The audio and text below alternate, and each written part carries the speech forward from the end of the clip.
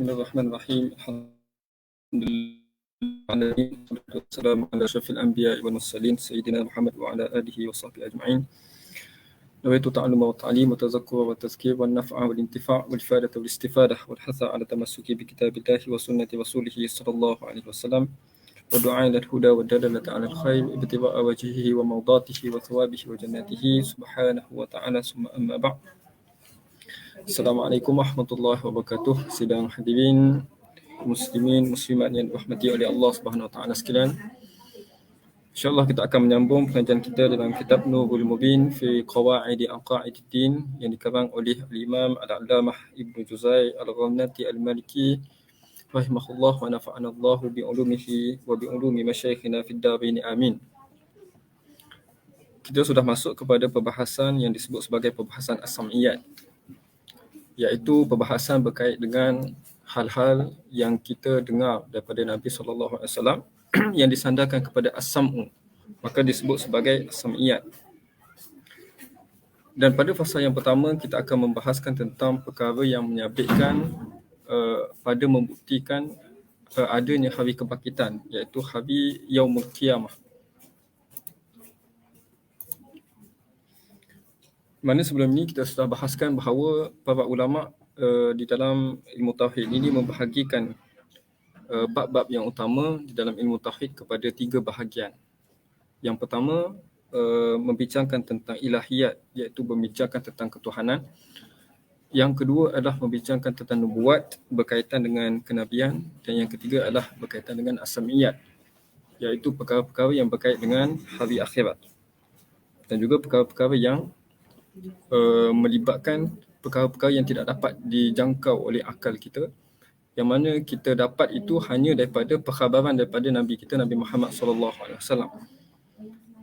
Dan susunan para ulama bagi bab-bab ini adalah mengikut kepada tertib hujah akal, iaitu pertama kita mesti isbatkan dulu dalam akidah kita bahawa Allah Subhanahu Wa Taala itu wujud, Allah Taala itu ada.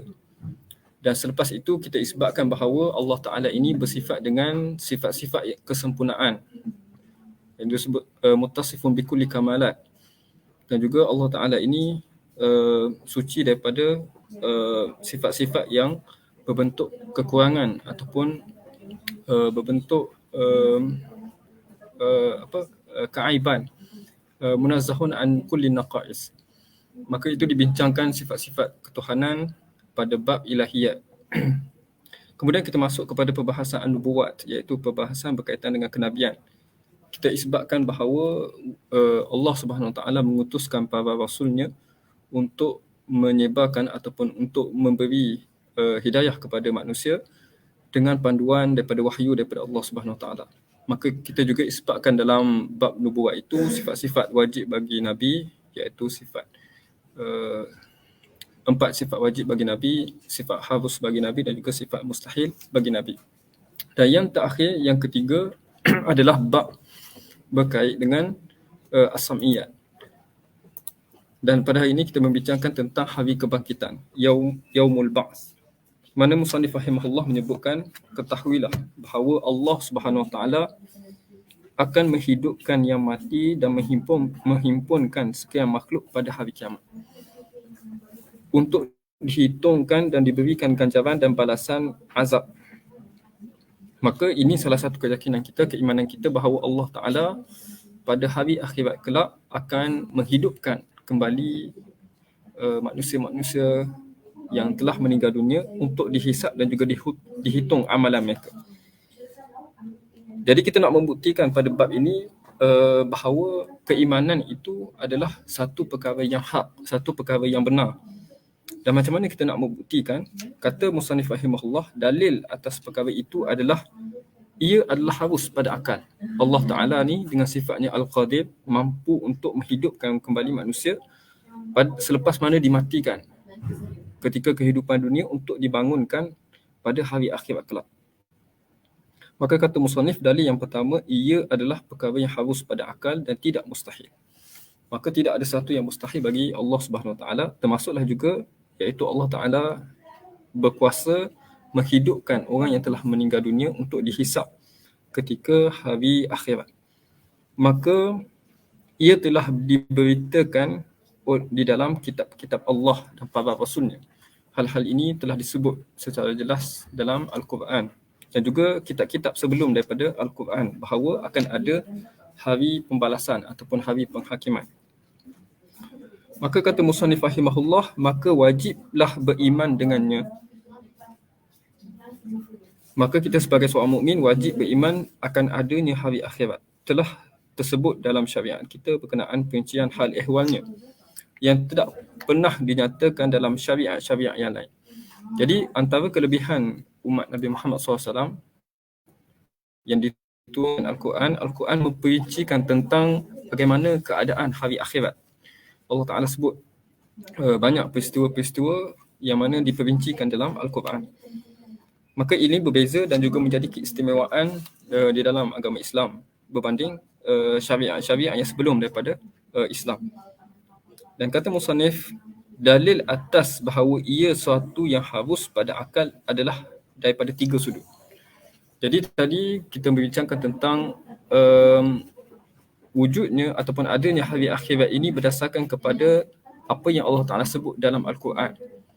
Maka itu adalah secara nas ataupun secara sama. Dan kita boleh buktikan juga hari kebangkitan ini adalah satu perkara yang harus dengan kita berdalilkan dengan akal ataupun dengan cara kita berfikir untuk membuktikan perkara tersebut. Maka kata musannif rahimahullah, ada 3 cara untuk kita mengisbatkan bahawa akan berlakunya hari kiamat. Sudut yang pertama daripada 3 sudut yang kita sebutkan tadi, bahawa Allah Ta'ala mampu untuk mengembalikan semula tubuh badan selepas kemusnahannya. Seperti mana dia mampu untuk menciptakan manusia ini buat kali yang pertama. Iaitu firman Allah Subhanahu Wa Ta'ala dalam surah Yasin ayat 79. Qul yuhyiha allazi ansha'aha awwala marrah. Tuhan tulang-tulang yang hancur itu akan dihidupkan oleh Tuhan yang telah menciptakannya pada kali yang pertama. Jadi Allah Ta'ala itu ciptakan manusia untuk kali yang pertama, ciptakan tubuh badannya, menciptakan tulang belulangnya, menciptakan dagingnya dan juga sebagainya. Maka dialah yang akan menciptakan kembali manusia tersebut apabila telah hancur, apabila telah dimamah oleh tanah dan juga menjadi debu-debu, maka Allah Ta'ala lebih berkuasa untuk melakukan sedemikian. Wa huwa bi kulli khalqin alim, dan dialah yang maha mengetahui akan sekalian keadaan makhluk-makhluknya. Dan Ibnu Juzai berkata, ayat ini dan ayat selepasnya, iaitu dalam surah Yasin ni, adalah bukti bahawa akan berlakunya hari kebangkitan, iaitu hari kiamat. Dan ayat ini adalah sebagai hujah bagi sesiapa yang mengingkari akan adanya hari akhirat. Kerana Allah Ta'ala telah menciptakan manusia ini daripada nutfah, daripada setitis air. Kemudian diciptakan manusia dengan bentuknya yang kompleks, dengan organ dalaman, dengan tubuh badan, dengan anggota.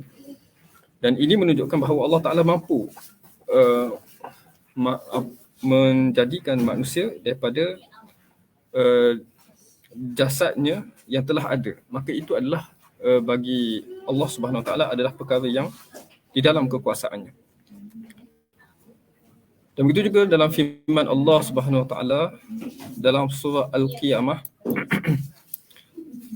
Dalam surah Al-Qiyamah Allah Ta'ala sebut, ayahsabul insanu an yutraka suda. Patutkah manusia menyangka bahawa mereka akan ditinggalkan dengan tidak diberikan tanggungjawab dan juga tidak diberikan balasan atas apa yang mereka lakukan.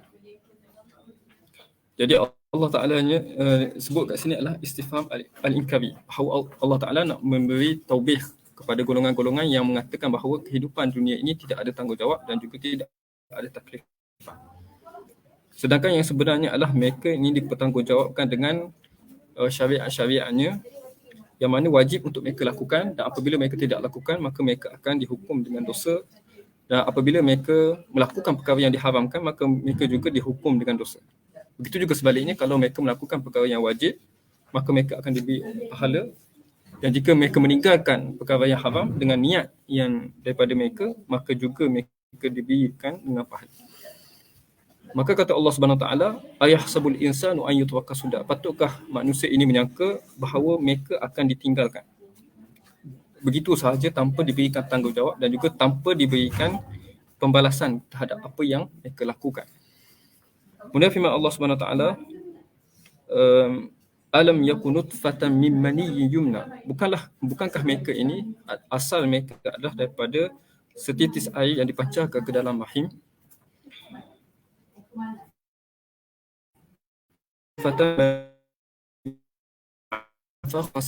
Kemudian Allah Ta'ala jadikan sebuku darah yang beku dan sesudah itu Allah Ta'ala menciptakannya dan menyempurnakan kejadiannya sebagai seorang manusia. Faja'ala minhu zawjaini dzakara wal unsa, dan Tuhan menjadikannya daripada dua jenis, iaitu jenis lelaki dan juga jenis-jenis perempuan. Dan yang Allah Ta'ala kata lagi, alaysa zalika biqadirin ala an yuhyiyal mauta. Allah Ta'ala bertanya, dan juga ini juga adalah istifham inkari, bahawa adakah Allah Ta'ala ini tidak mampu untuk menghidupkan orang yang mati sedangkan dialah yang menciptakan pada awalnya kejadian manusia tersebut. Maka ini juga istifham inkari untuk memberikan keingkaran kepada orang-orang yang tidak mempercayai bahawa Allah Ta'ala akan menghidupkan kembali manusia pada hari kiamat, bahawa Allah Ta'ala sudah ciptakan padanya yang awal. Sedangkan kalau kita nak bandingkan, membuat sesuatu yang sudah ada ataupun membaiki sesuatu yang sudah ada, itu adalah bagi kita lebih senang daripada kita nak menciptakan sesuatu itu daripada tiada. Maka ini adalah surah Al-Qiyamah ayat 36 sampailah kepada ayat 40. Kata Ibn Juzai, ini adalah taubih, ini adalah celaan.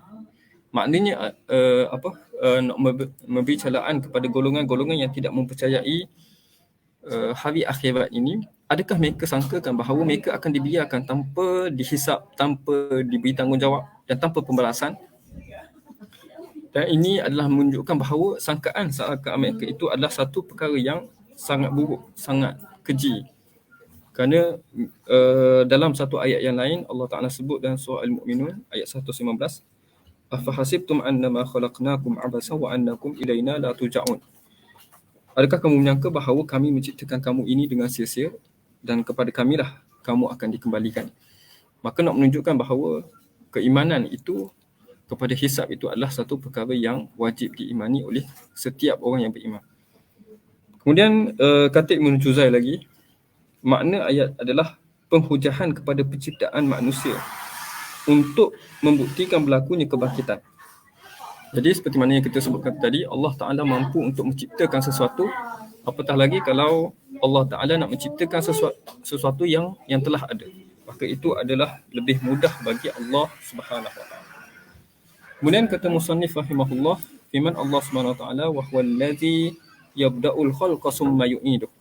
Dan dialah Tuhan yang memulakan kejadian sekalian makhluknya dan kemudian dia mengembalikannya hidup sesudah mereka mati. Summa yu'iduh wa huwa ahwanu alaih. Dan perkara itu adalah lebih mudah. Ini apa yang kita sebutkan tadi. Untuk mengulangkan kembali kejadian yang sudah ada itu adalah lebih mudah. Tapi apa yang nak ditekankan dekat sini, ahwanu alaihi itu adalah bernisbah kepada diri kita sebagai seorang manusia. Kita apabila kita nak buat satu perkara daripada awal, daripada tiada kepada ada, itu adalah satu perkara yang susah. Tapi untuk menjadikan sesuatu yang ada daripada apa yang telah ada adalah ahwan, adalah lebih mudah ke atas kita. Tapi ini bukan dinisbahkan kepada Allah Subhanahu Wa Taala, kerana Allah Taala itu sifatnya adalah qadir ala kulli syai. Setiap perkara itu adalah sama bagi mereka, bagi Allah Subhanahu Wa Taala, sama ada yang kecil ataupun yang besar, yang yang ada ataupun yang tak ada, semua itu adalah sama pada di sisi kudrat Allah Subhanahu Wa Taala, dan tidak ada yang lebih mudah dan juga tidak ada yang lebih sukar. Dan Allah Ta'ala kata lahul masalul a'la, dan Allah Ta'ala ini sedang pelaksanaannya yang demikian amatlah mudah bagi Allah, dan baginya juga sifat-sifat yang tertinggi. Walahu al-masalul a'la fis samawati wal ard, di langit dan juga di bumi. Wa huwal azizul hakim, dan dialah yang maha kuasa lagi maha bijaksana. Ini sudut yang pertama, bahawa Allah Ta'ala itu sifatnya adalah maha berkuasa. Maka salah satu daripada kekuasaan Allah adalah menghidupkan manusia sesudah matinya.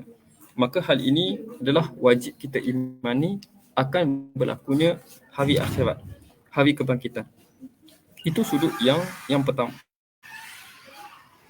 Dalil yang kedua yang boleh kita fikirkan dengan akal berkait dengan pembuktian akan adanya hari akhirat adalah Allah Ta'ala mampu menciptakan langit-langit dan bumi. Yang tidak syak lagi adalah lebih besar daripada penciptaan manusia.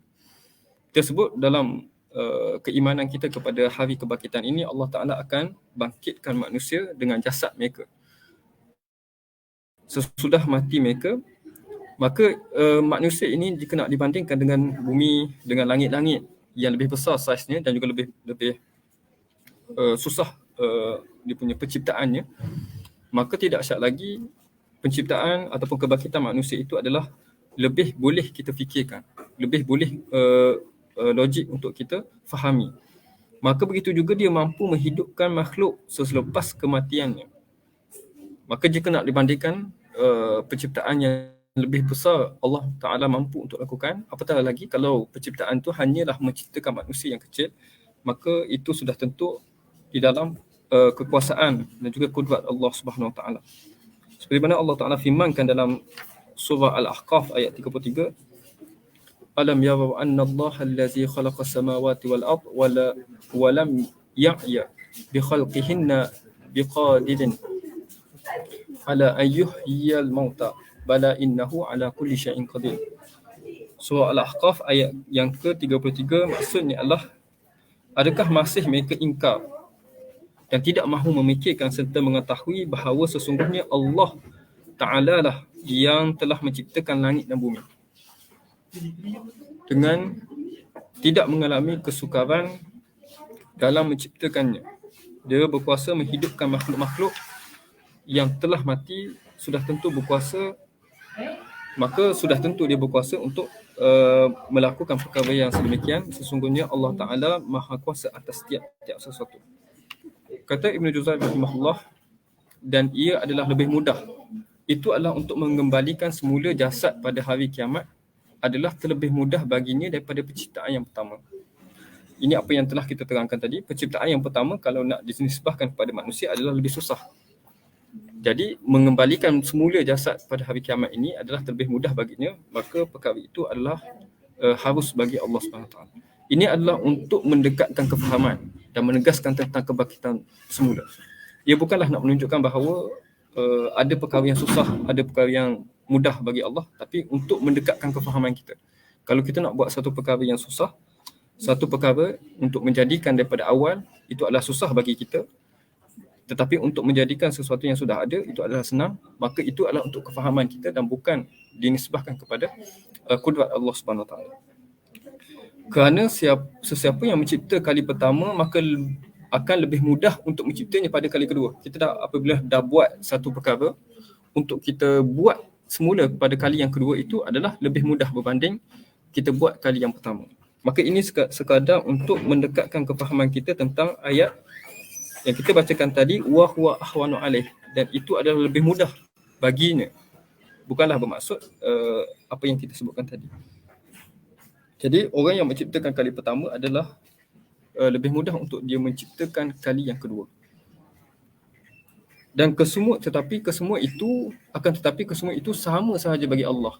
Dan semua di sisi Allah adalah mudah. Jadi penciptaan manusia, penciptaan langit dan bumi, penciptaan apa sahaja adalah bagi Allah mudah. Kerana Allah Ta'ala dalam sebut sahaja kun fayakun. Apabila dia menyebut jadi, maka jadilah perkara tersebut dengan kehendak dan juga kekuasaan yang ada pada Allah Subhanahu Wa Taala. Itu sudut yang kedua. Sudut yang kedua berkait dengan dalil tentang wujudnya hari pembalasan dan juga hari akhirat. Sudut yang ketiga ialah Allah Ta'ala menghidupkan bumi ini dengan hujan selepas kematiannya. Allah Ta'ala menghidupkan bumi ini dengan hujan selepas kematiannya dan menumbuhkan padanya tumbuh-tumbuhan yang tiada sebelum ini.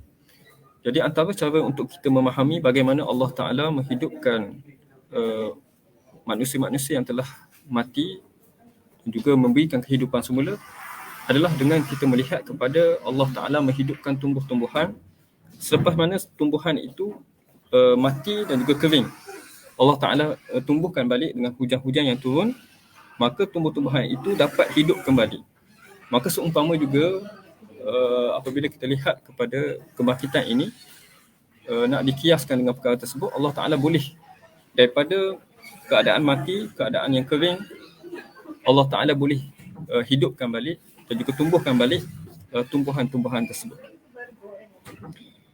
Maka itu sekadar untuk memberi satu tanbih bahawa perkara itu juga berlaku. Kita lihat kepada sekeliling kita, daripada tumbuh-tumbuhan yang mati, apabila kita siram air ataupun turunnya hujan, maka dia boleh hidup kembali. Maka dengan cara begitu juga Allah Ta'ala boleh menghidupkan manusia selepas mana kematian. Dan Allah Ta'ala akan bangkitkan manusia selepas mana kematian manusia.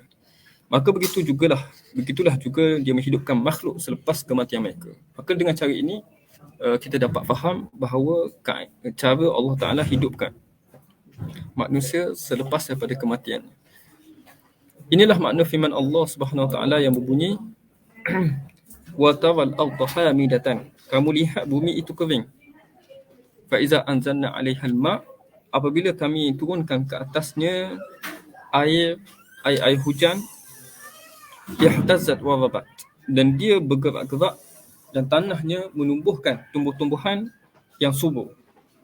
Ihtazzat wa rabat wa ambatat min kulli zawjin bahish, dan dia menumbuhkan segala jenis-jenis tanaman yang indah dan juga permai. Ini dalam surah Al-Hajj ayat yang kelima. Dan juga firman Allah Subhanahu Wa Ta'ala dalam surah Qaf ayat 11, wa ahyayna bihi baldatan maita, dan Allah Ta'ala hidupkan dengan air itu bumi yang telah mati. Kazalikal khuruj, dan begitu juga keadaan keluarnya orang yang mati daripada kubur selepas daripada dibangkitkan untuk hidup semula pada hari kiamat. Maka dengan cara Allah Ta'ala hidupkan bumi-bumi yang mati itu, maka dengan cara yang sama juga Allah Ta'ala akan membangkitkan manusia-manusia selepas daripada kematiannya. Kemudian firman Allah Subhanahu Wa Ta'ala, lihatlah, kata Ibn Juzay, ayat ini menunjukkan penghujahan kepada kebangkitan jasad dengan hujah penciptaan langit dan bumi. Jadi nak dibandingkan kebangkitan jasad itu dengan penciptaan langit dan bumi, disebut lam ya bi khalqihinna dengan lafaz ayat itu bil amri, bermaksud jika kamu tidak mengetahui. Maksud ayat adalah Allah Ta'ala mengetahui bagaimana dia menciptakan langit dengan teliti, maka tidak syak lagi Allah Ta'ala berkuasa untuk menghidupkan orang yang telah meninggal dunia. Maka ini salah satu daripada dalil tentang adanya hari kebangkitan. Dan juga lihatlah firman Allah Subhanahu Wa Ta'ala yang memperingatkan tentang kudratnya, tentang kekuasaannya pada menghimpunkan sekalian makhluk dalam surah An-Nahl ayat 77. Wa ma ammus sa'ati illa kalamhil basar. Tiadalah hal kedatangan kiamat itu melainkan dengan seperti sekelip mata sahaja. Au huwa aqrab, ataupun lebih cepat lagi. Innallaha ala kulli syai'in qadir. Sedangkan Allah Ta'ala itu adalah maha berkuasa. Jadi ini nak menunjukkan bahawa kekuasaan Allah Subhanahu Wa Ta'ala itu meliputi segala perkara. Dan Allah Ta'ala ini berkuasa untuk menjadikan hari kiamat itu kalamhil basar, berlaku hanya sekelip mata sahaja. Au aqrab, ataupun lebih cepat daripada sekelipan mata tersebut. Maka ini surah An-Nahl ayat yang ke-77. Dan juga firman Allah Subhanahu Wa Ta'ala, wa ma khalqukum wa la ba'sukum illa ka nafsin wahidatin. Sesungguhnya soal menciptakan manusia-manusia ini dan juga membangkitkan kamu hidup semula ini tidak ada apa-apa kesukaran kecuali hanya seperti menciptakan seorang manusia sahaja. Maka ini nak menunjukkan bahawa perkara itu tidak ada perbezaan daripada Allah SWT untuk menciptakan perkara yang besar ataupun perkara yang kecil. Semua itu adalah dalam kudrat Allah Subhanahu Wa Ta'ala. Maka itu adalah dalam surah Luqman ayat yang ke-28. Wa ma khalqukum wala ba'sukum illa ka nafsin wahidah. Innallaha sami'un basir. Dan Allah Taala itu Maha mendengar lagi Maha mengetahui, Maha melihat. Itu adalah tiga-tiga dalil yang berkaitan dengan cara untuk kita mengisbatkan akan adanya hari akhirat. Dengan secara khulasahnya adalah kita melihat kepada kekuasaan Allah SWT. Allah Ta'ala ini mampu untuk menjadikan manusia, menghidupkan tanah daripada mati kepada segar, kepada tumbuh dan juga sebagainya. Maka dengan itu tidak syak lagi bahawa dia mampu untuk membangkitkan semula manusia selepas daripada kematian. Dan bagi hari kebangkitan ini ada beberapa hikmah yang Allah Ta'ala letakkan, yang Allah Ta'ala sebutkan kenapa dijadikan hari kebangkitan tersebut. Kenapa adanya hari kebangkitan tersebut? Hikmah yang pertama yang boleh kita fahami adalah manusia ni saling bercanggah antara satu sama lain. Manusia pada ketika hidup di dunia, mereka ada berlaku percanggahan, berlaku kekhilafan, berlaku pelbagai perkara yang menjadi pertelingkahan di antara satu sama lain. Maka pertelingkahan itu tidak diselesaikan di dunia. Ada perkara-perkara yang tidak diselesaikan di dunia, maka Allah Ta'ala bangkitkan manusia-manusia selepas daripada kematiannya untuk mengadili semula tentang apa yang mereka perselisihkan tersebut. Jikalau tak ada hari kebangkitan ini, maka tidak ada yang memutuskan apa yang mereka pertelingkahkan. Contoh adalah pertelingkahan dalam akidah. Ada yang mendakwa bahawa Nabi Isa AS itu sebagai Tuhan, dan ada yang mendakwa pelbagai dakwaan menyembah berhala dan juga sebagainya. Kalaulah tidak ada hari pemutus, hari penghakiman terhadap apa yang dipercanggahi oleh manusia, maka sudah tentu tidak ada makna tentang kebenaran Islam, tentang kebenaran akidah dan juga sebagainya. Maka antara hikmah wujudnya hari kebangkitan ini adalah untuk mendirikan kebenaran, dan memutuskan pertelingkahan antara mereka. Jadi kebenaran-kebenaran itu akan terselah, akan terzahir pada hari kiamat. Allah Ta'ala akan selahkan apa yang benar dan juga apa yang tidak benar. Dan Allah Ta'ala akan memutuskan apa yang menjadi pertelingkahan antara mereka. Seperti mana dalam firman Allah Subhanahu Wa Ta'ala dalam surah As-Sajdah, Inna rabbaka huwa yafsilu bainahum wa yawmal qiyamah. Pertentangan di antara satu golongan dengan golongan yang lain, maka Tuhanmu, yakni Allah Ta'ala sahajalah yang akan memutuskan hukuman tersebut di antara mereka pada hari kiamat. Fima kanu fihi yakhtalifun, mengenai apa yang mereka berselisihkan padanya. Jadi pada hari kiamat itu, antara hikmahnya adalah Allah Ta'ala menzahirkan bahawa kebenaran itu adalah apa yang dibawa oleh nabi-nabi, para anbiya, para rasul. Dan kebenaran itu adalah menyembah hanya kepada Allah Subhanahu Wa Taala, dan Tuhan-Tuhan yang selain daripada Allah Subhanahu Wa Taala itu adalah Tuhan yang sama ada direka oleh manusia, sama ada Tuhan-Tuhan yang palsu, ataupun disebabkan oleh pembohongan, penyelewengan daripada pendeta-pendeta agama tersebut. Maka dengan adanya hari kiamat ini, Allah Ta'ala selahkan kebenaran, dan Allah Ta'ala memutuskan hukuman dan juga pertelingkahan antara manusia. Seperti mana firman Allah Subhanahu Wa Ta'ala juga dalam surah An-Nahl. Dalam surah An-Nahl ayat yang ke-39. Liyubayyina lahumul ladzi yakhtalifuna fihi. Supaya Allah Ta'ala menghidupkan semula orang-orang yang telah mati ini untuk menerangkan kepada mereka apa yang mereka berselisihkan. وَلْيَعْلَمَ الَّذِينَ كَفَرُوا أَنَّهُمْ كَانُوا كَاذِبِينَ. Dan untuk orang-orang kafir ini menyalahkan bahawa mereka ini adalah berdusta.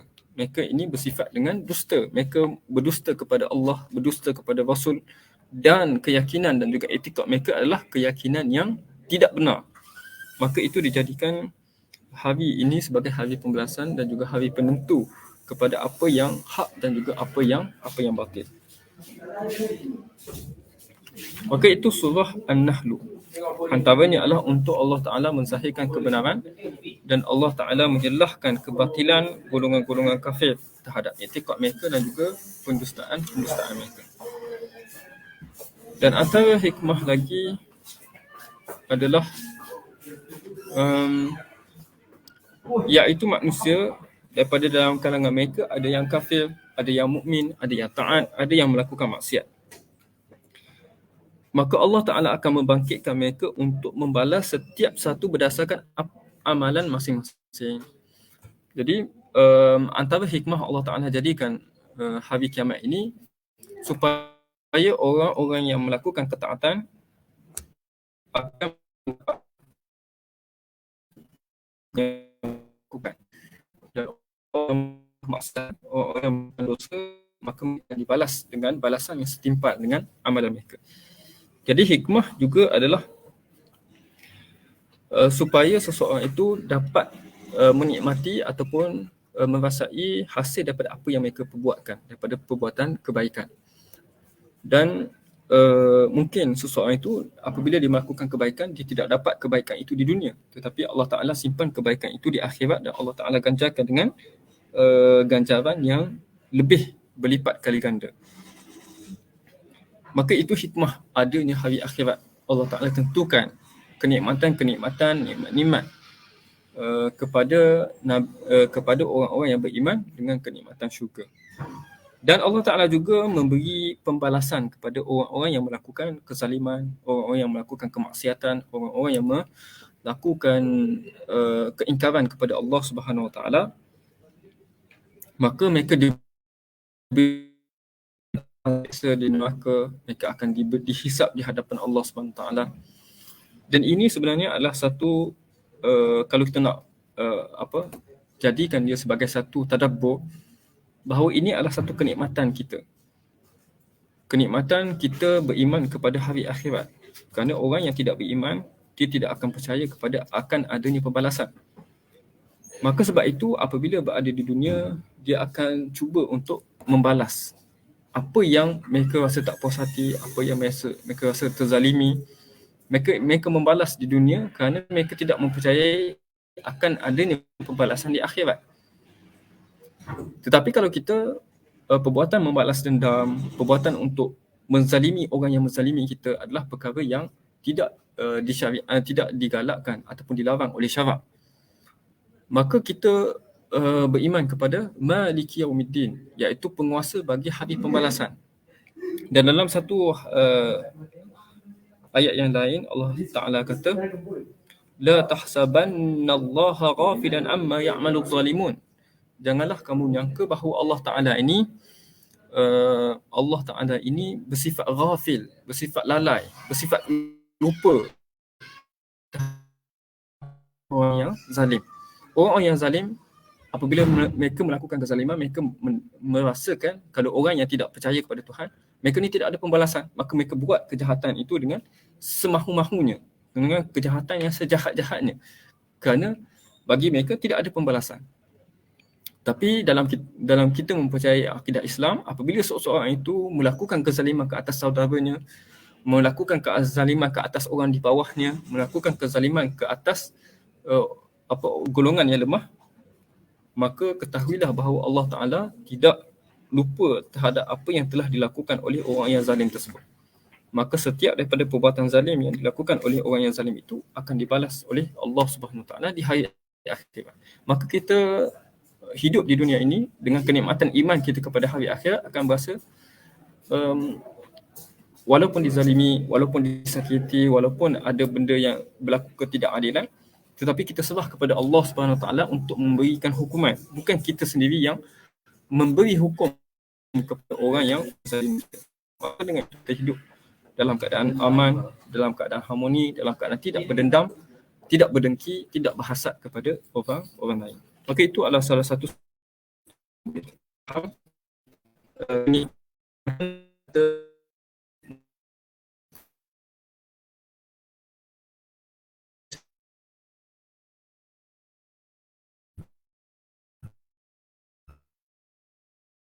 Allah la tahsabanna Allah ghafil amalu zalimun. Janganlah kamu menyangka bahawa Allah Ta'ala ini lalai dalam memperhatikan terhadap apa yang dilakukan oleh orang-orang zalim. Innama yu'akhiruhum liyaumin tashkhasu fihi al-absar. Sesungguhnya Allah Ta'ala ini menambatkan ataupun melewatkan hukuman terhadap orang-orang yang zalim itu pada hari yang akan terbeliak mata-mata mereka. Liyaumin tashkhasu fihi al-absar. Yang akan mana mereka ini pada satu hari akan tashkhasu fihi al-absar, kata para ulama, adalah terbeliak matanya kerana gerun ketakutan. Kegerunan melihat apa yang ada di dalam neraka atau juga azab yang disediakan kepada golongan yang ingkar kepada Allah Subhanahu Wa Taala. Maka dengan itu balasan yang Allah Ta'ala berikan kepada golongan-golongan yang zalim ini setimpal dengan apa yang mereka lakukan. Kerana contoh kalau kita lihat kepada pembalasan ketika di dunia ini, boleh jadi satu pembalasan itu tidak sama ataupun tidak setimpal dengan perbuatan yang dilakukan. Contoh seseorang yang membunuh 2 orang, 3 orang, membunuh ramai orang, dia hanya dihukum hanya dengan hukum gantung dan mati hanya sekali. Kalau nak dibandingkan dengan nyawa-nyawa yang hilang di tangannya, contoh adalah panglima-panglima perang pada ketika zaman dahulu yang mana bersifat zalim, membunuh rakyat-rakyat yang tidak berdosa, maka apabila dihukum dengan hukuman dunia, maka hukumannya adalah satu nyawa nak dibandingkan dengan beribu-ribu nyawa. Maka itu tidak setimpal dengan kejahatan dan juga keburukan, kemaksiatan yang dia lakukan. Maka di dunia ini kalau kita nak balas dengan hukuman yang setimpal itu, maka tidak memadai. Tidak ada, mungkin tidak sampai kepada cara yang selayaknya yang didapat oleh orang yang melakukan jenayah tersebut. Tetapi di hari akhirat Allah Ta'ala akan berikan setimpal dengan apa yang mereka lakukan. Orang yang membunuh satu orang manusia nak dibandingkan dengan orang yang membunuh 5 orang manusia, maka orang yang membunuh 5 orang manusia itu akan ditimpakan azab yang lebih berat berbanding orang yang membunuh seorang manusia. Maka dengan itu pembalasan ataupun hukuman adalah berdasarkan kepada betapa besar maksiat yang dilakukan oleh orang tersebut. Maka inilah keadilan yang ada di dalam Islam yang Allah Ta'ala akan zahirkan ketika hari akhirat kelak. Maka itu adalah satu keimanan bagi kita untuk percayai adanya hari akhirat dan juga kenikmatan kepada kita apabila kita mempercayainya. Adapun orang yang tidak percaya kepada hari kebangkitan, mereka ni resah gelisah, mereka ini berdendam, mereka ini berhasad dengki kerana tidak dapat membalas apa yang mereka dizalimi, mereka disakiti. Maka sebab itu ada yang cuba untuk melakukan perkara-perkara yang di luar daripada apa yang disyariatkan oleh Islam, seperti membunuh balas ataupun sebagainya, melakukan perbuatan-perbuatan ekstrim, mengebom kepada tempat-tempat yang maksiat. Maka itu sebenarnya adalah satu perkara yang tidak dianjurkan oleh syarak. Kemudian kata musannif rahimahullah,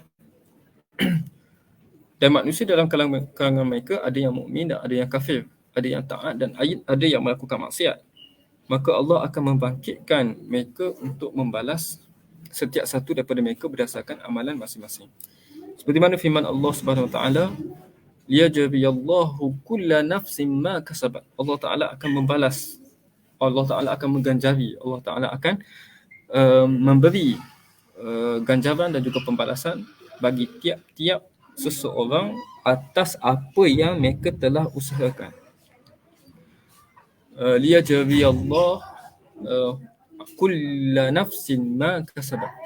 Innallaha sari'ul hisab. Dan Allah itu adalah maha cepat hitungan hisabnya. Surah Ibrahim ayat yang ke-51. Jadi hikmahnya adalah untuk antara kenikmatan balasan bagi orang yang beriman dan juga pembalasan bagi orang yang kufur kepada Allah dengan azab yang dijanjikan oleh Allah Subhanahu Wa Taala.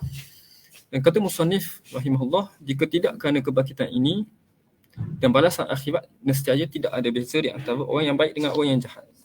Kalaulah apabila tidak adanya hari akhirat, pembalasan syurga bagi orang yang buat baik, pembalasan neraka bagi orang yang buat jahat, maka seseorang itu akan mati.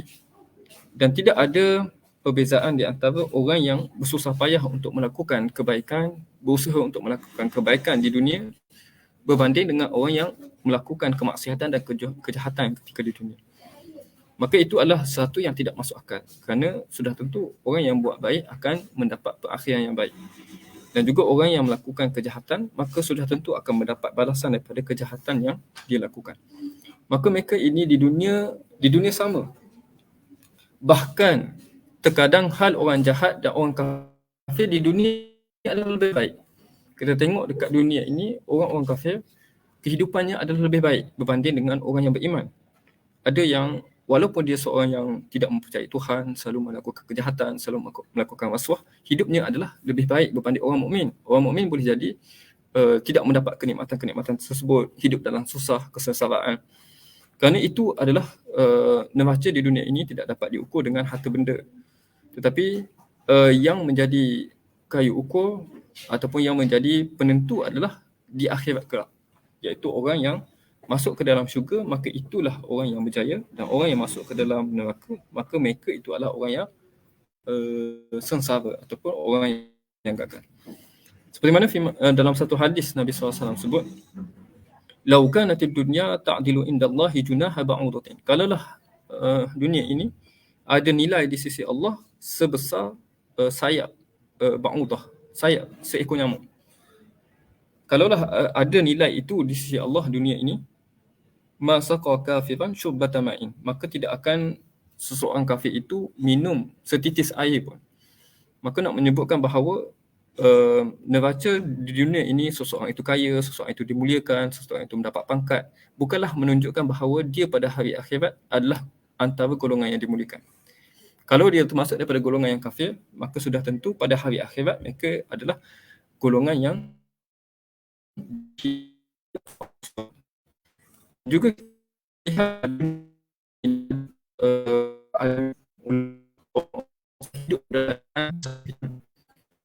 bukan waktu makan pakaian tidak, juga rumahnya adalah rumah yang sederhana, tetapi itu bagi menentukan bahawa seseorang itu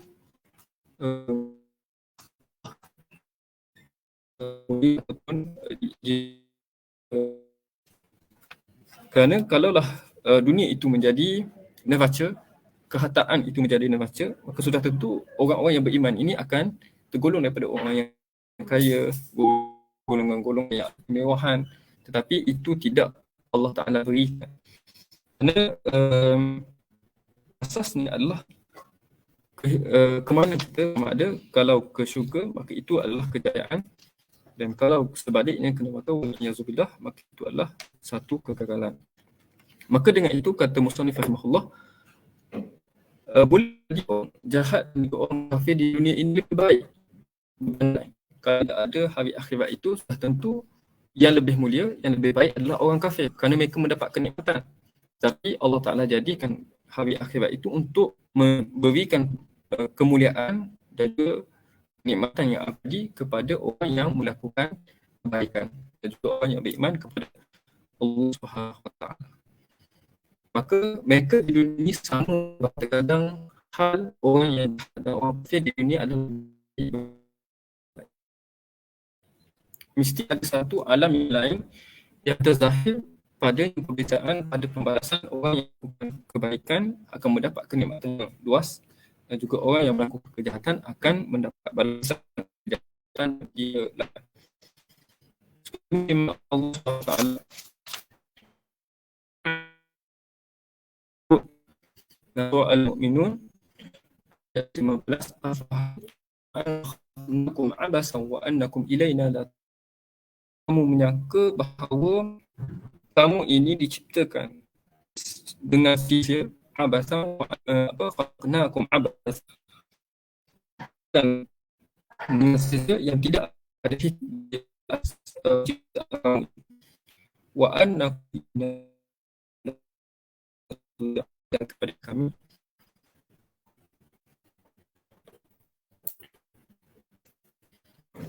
Surah Al-Mu'min ayat 115. Allah Subhanahu wa taala dalam surah Al-Qalam ayat yang ke-35, afanaj'alul muslimina kal mujrimin, patutkah kami, iaitu dengan berlaku adil kepada Allah Subhanahu wa taala, menjadikan orang-orang yang Islam, orang yang taat ini sama seperti orang-orang yang berdosa, kufur? Maka sudah tentu ada kelebihan bagi orang-orang yang beriman ini di atas orang-orang yang kafir. Maka dengan ini kita isbatkan bahawa antara hikmah-hikmah Allah Ta'ala jadikan hari akhirat ini adalah untuk pertama memberikan penghakiman ataupun memberikan keputusan kepada apa yang dipanggah oleh manusia ketika mana di dunia, dan juga yang kedua adalah untuk menzahirkan kebenaran yang mana kalau dah tidak ada hari akhirat itu sudah tentu kita tidak tahu, sudah tentu kita tidak dapat zahirkan apa yang benar, kerana di dunia ini semua orang mendakwa bahawa apa yang dipegangnya adalah benar. Jadi untuk membuktikan, menzahirkan kebenaran itu, maka Allah Ta'ala jadikan hari akhirat menunjukkan kepada mereka bahawa yang benar adalah agama Islam dan yang benar adalah penyembahan kepada Allah Ta'ala yang Maha Esa. Dan juga menyelahkan kebatilan orang-orang yang kafir ini, maka Allah Ta'ala selahkan kebatilan mereka bahawa apa yang diiktikadkan oleh mereka itu adalah tidak benar. Dan juga Allah Ta'ala memberi taubih kepada mereka, memburukkan apa yang dipegang oleh mereka kerana benda itu adalah perkara yang salah. Maka itu adalah hikmah daripada Allah Ta'ala menjadikan hari akhirat. Dan antaranya lagi adalah seperti mana kita sebut tadi, untuk memberi pembalasan yang setimpal kepada manusia-manusia, sama ada memberi kenikmatan kepada orang yang taat dan juga memberi azab siksa kepada orang yang tidak taat. Dan juga yang terakhir adalah untuk membezakan di antara orang-orang yang baik dan juga orang-orang yang jahat, orang-orang yang kafir. Maka dengan itu dijadikan pembalasan syurga dan juga neraka bagi membezakan di antara kedua-duanya, kerana di dunia ini bukanlah satu neraca yang boleh kita ukur tentang kemuliaan dan juga kehinaan seseorang. Kemudian kita masuk sedikit pada fasal yang kedua, ada sedikit masa lagi. Pada fasal yang kedua, pada apa yang terjadi sebelum hari kiamat. Iaitu ketahuilah bahawa telah terbut pada syariat ini hal yang berlaku antara kematian dan juga hari kiamat.